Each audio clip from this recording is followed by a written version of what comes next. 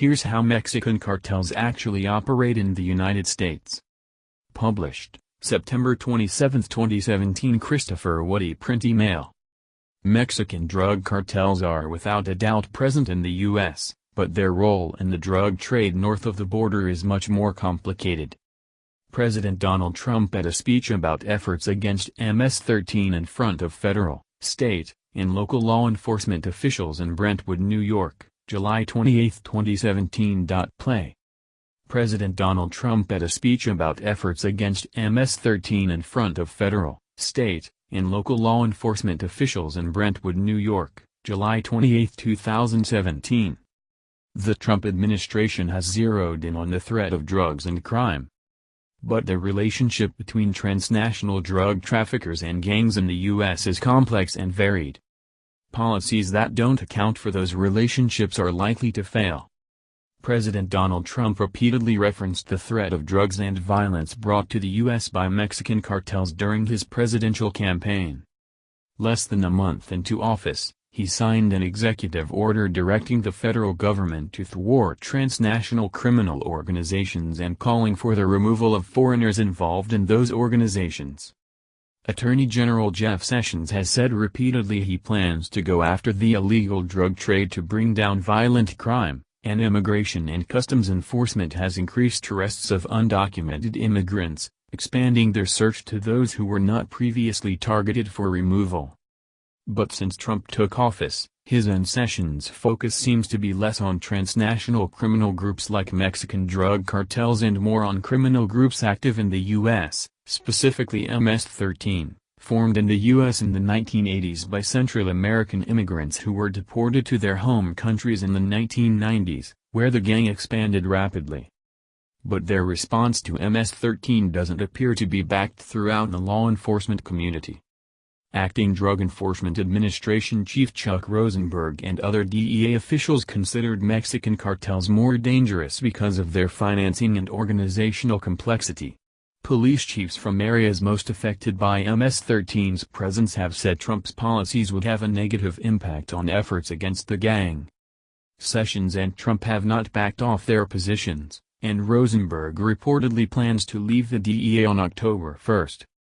What policies his successor pursues remain to be seen, but any effort to combat the drug trade by going after gangs and cartels will need to account for the distinct roles those organizations play in that lucrative and resilient trade.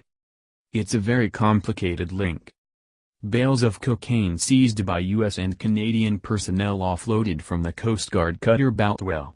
The 28,000 pounds of cocaine had an estimated wholesale value of $424 million. Play. Bales of cocaine seized by U.S. and Canadian personnel offloaded from the Coast Guard cutter Boutwell. The 28,000 pounds of cocaine had an estimated wholesale value of $424 million. Reuters. Authorities in the U.S. regularly make drug-related arrests of individuals linked to Mexican criminal organizations. In January, 2 Washington men were arrested in a drug sting that began with one of them claiming to work for Ishmael El Mayo Zambada, a top leader in the Sinaloa cartel. In February, an investigation in North Carolina led to the arrests of 3 people allegedly in direct communication with Mexican drug traffickers. In March, suspects who were allegedly part of an organization linked to the Zetas cartel were arrested in relation to marijuana fields in eastern Texas. In June, 7 people linked to the Sinaloa cartel were indicted in Los Angeles. The suspects in these cases may well all be linked to Mexican drug cartels, but links don't necessarily mean membership or a direct role in that cartel's operations. I think everyone agrees that Mexican drug cartels have far-reaching supply chains in both directions, from the Andes to the U.S., David Shirk, a professor at the University of San Diego, told Business Insider this spring. Where there's disagreement is the extent to which Mexican drug traffickers are engaged in retail or mid-level control of the drug industry in the United States. Soldiers stand guard next to packages of marijuana at the 28th Infantry Battalion in Tijuana, Mexico, June 13, 2015. Play. Soldiers stand guard next to packages of marijuana at the 28th Infantry Battalion in Tijuana, Mexico, June 13, 2015. Reuters. What is an operative? Said Shirk, who is director of USD's Justice in Mexico program. Are we talking about, like, your man in Durango, Colorado, who's sort of reporting directly back to Chapo Guzman, or are we talking about basically the fact that there's someone who has a connection in that small town that is able to move drugs or obtain drugs from a Mexican supplier? Mexican cartels have extensive control over the production and transportation process for illegal drugs into the U.S. The cartel's raison d'etre is getting drugs over borders, Shirk noted. But much of the retail trade is handled by street gangs and other criminal groups in the U.S., according to the DEA's 2016 National Drug Threat Assessment. The cartels use gang members.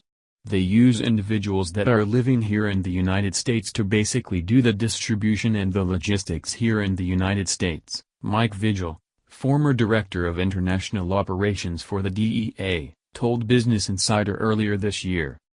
Many of those groups have a common language and background with the cartels and have built partnerships on shared geographic, linguistic, or ethnic lines, but they are not necessarily controlled or directed by those cartels.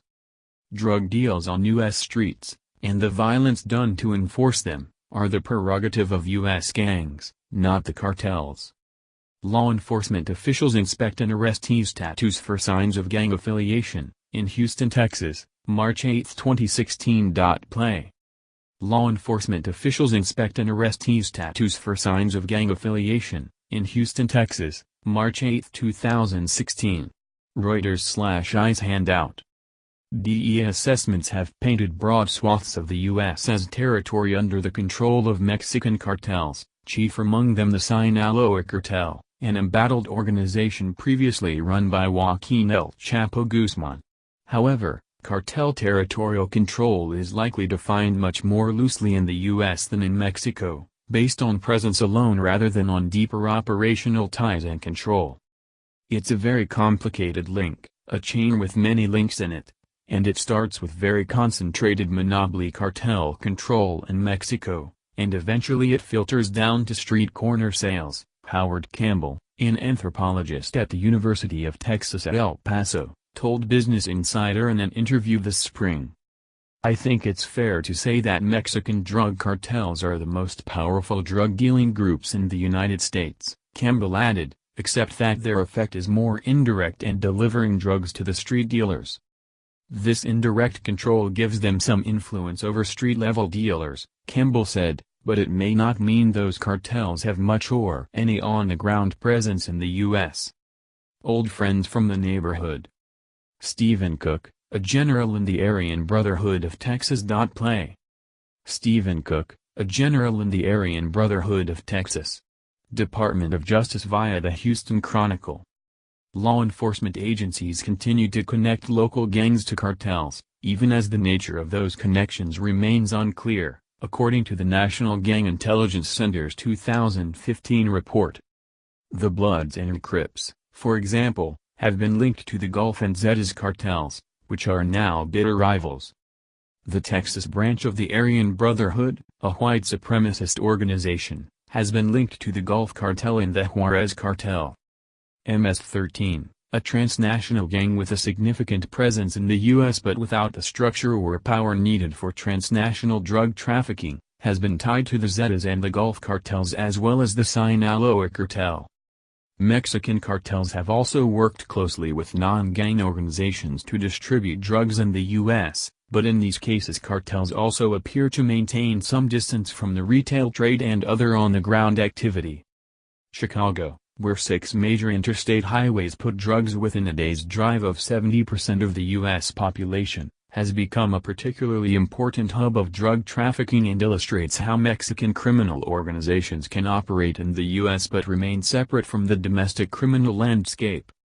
Pedro Flores and Margarito Flores Jr., 2 twins who ran a large Chicago-area drug distribution ring, were very close to Sinaloa cartel members and sourced their product from Sinaloa, but their Chicago operation had little connection to Chicago gangs. Pedro Flores, left, and his twin brother, Margarito Flores. Play. Pedro Flores, left, and his twin brother, Margarito Flores. AP photo U.S. Marshals Service.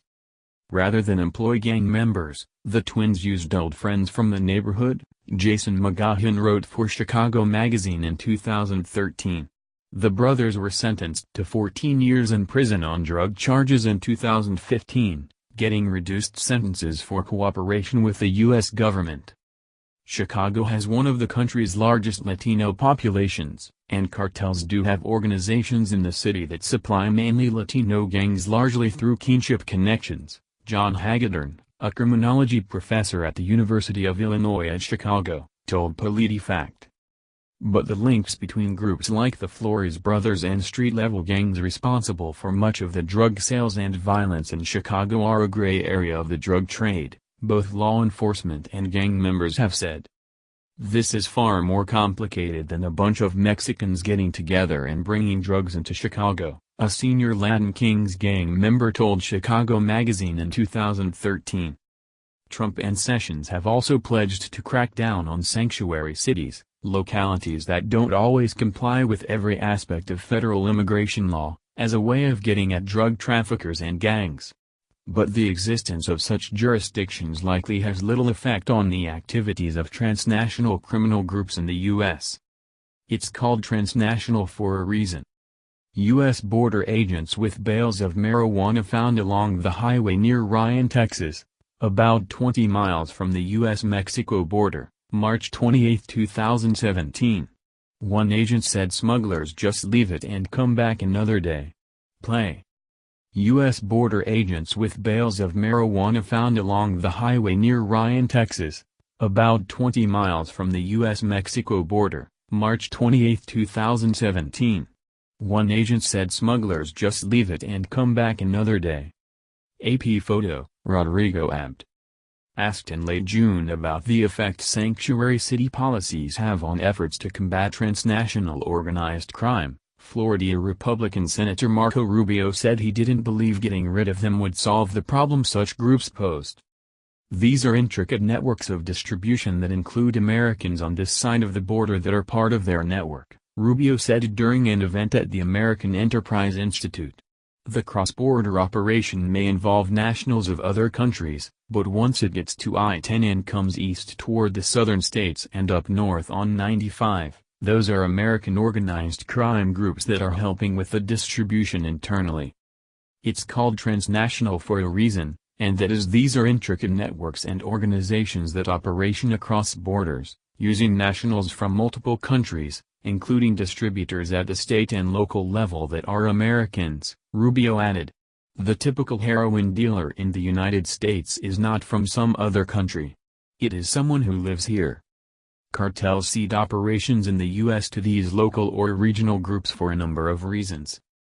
DEA agents load bales of cocaine into a van after a news conference at the U.S. Coast Guard base in San Juan, Puerto Rico, October 23, 2013. Play.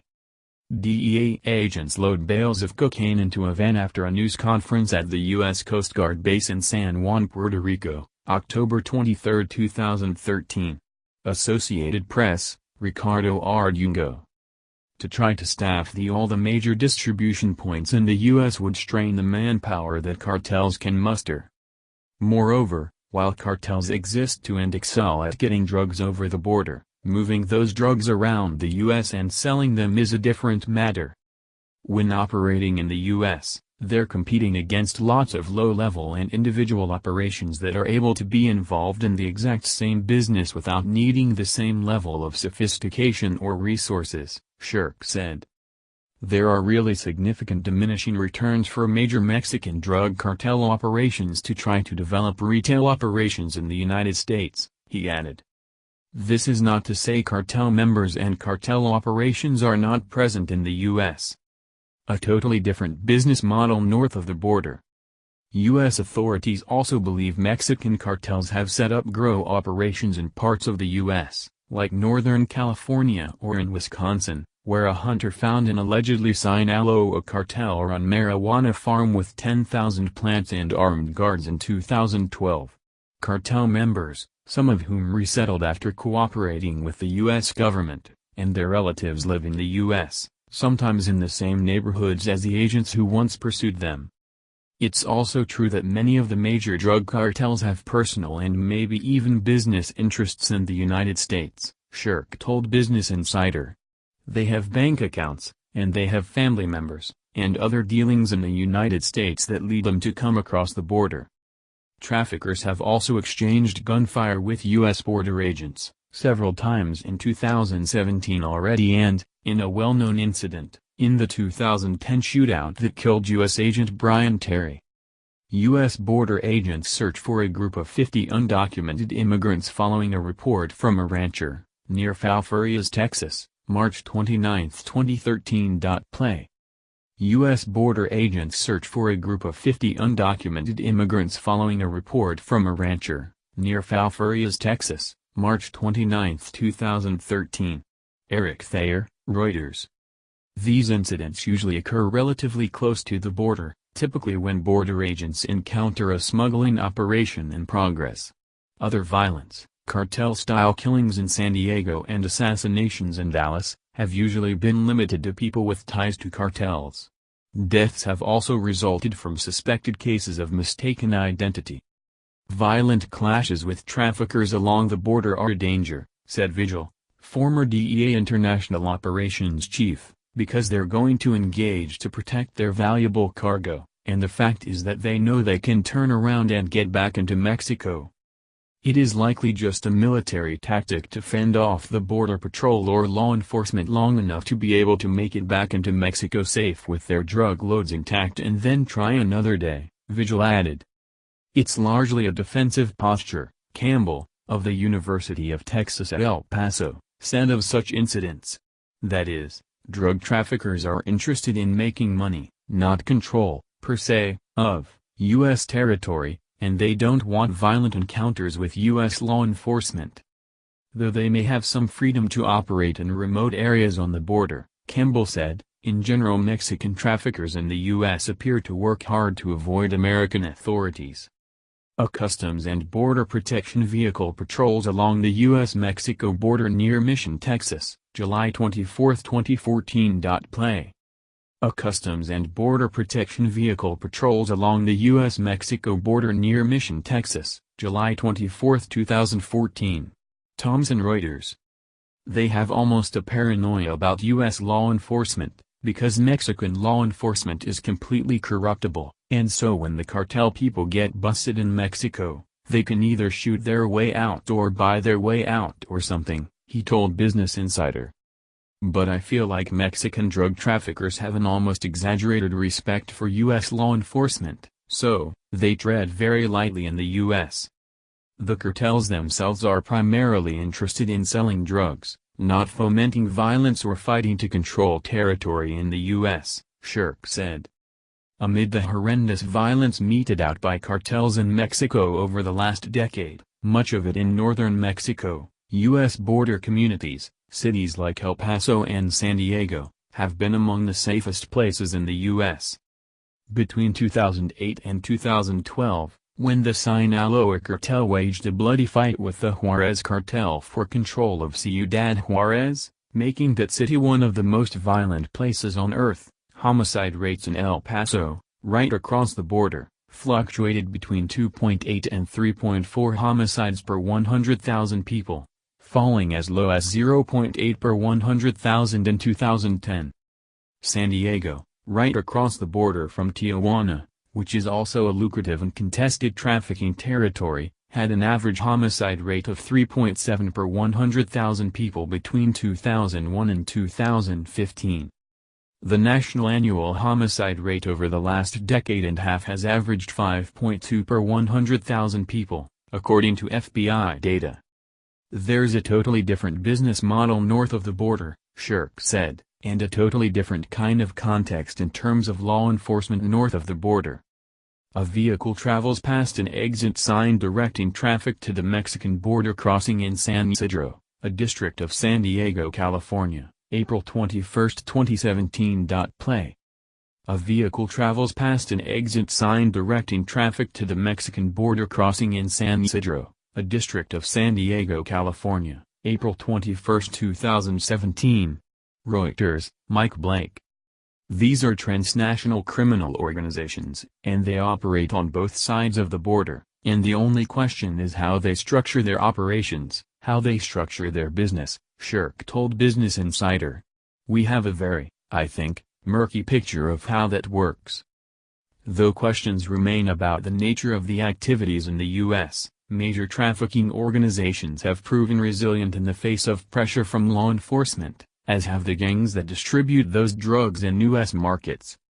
Dismantling a gang like MS-13 would likely do little to permanently halt drug distribution networks in the U.S. With transnational drug traffickers still seeking access to the lucrative U.S. market, especially in light of a cocaine boom in Colombia that U.S. officials worry could spur a rise in U.S. consumption, though that increase is yet to be seen, another local partner would soon appear. And if Mexican suppliers stopped bringing cocaine, heroin, and other drugs and synthetics and so forth into the country, those local feeder operations would be temporarily starved until they found suppliers from other places, Shirk said, pointing to how Mexican traffickers assumed the mantle of weakening Colombian groups in the 1990s. In general, drug trafficking cartels are not a violent threat to U.S. society or to the U.S. military or the Border Patrol or U.S. security, Campbell told Business Insider. It's the subversion of the drugs themselves.